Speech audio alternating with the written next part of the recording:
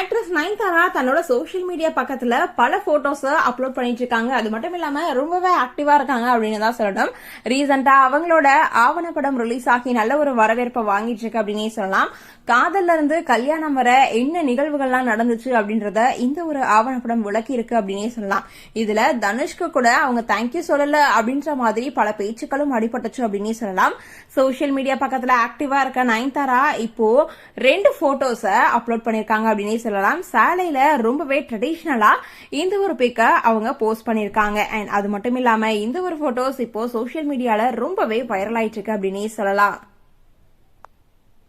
அது மட்டும் இல்லாம இவங்களோட பர்த்டேவோட வீடியோ கூட ரொம்பவே வைரல் ஆச்சு அப்படின்னு சொல்லலாம். அதுவும் விக்னேஷ் சிவன் டெல்லியில ஒரு சின்ன ஹோட்டல்ல நயன்தாராக்கு ட்ரீட் கொடுத்திருக்காங்க. அந்த ஒரு போட்டோஸ் கூட சோசியல் மீடியால ரொம்பவே வைரல் ஆச்சு. அதையும் நம்ம பார்த்திருப்போம்.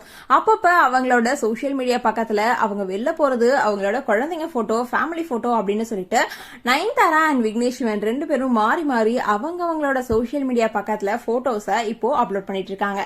அந்த வகையில தான் இப்போ இந்த ஒரு போட்டோ ரொம்பவே வைரல் ஆயிட்டு இருக்கு.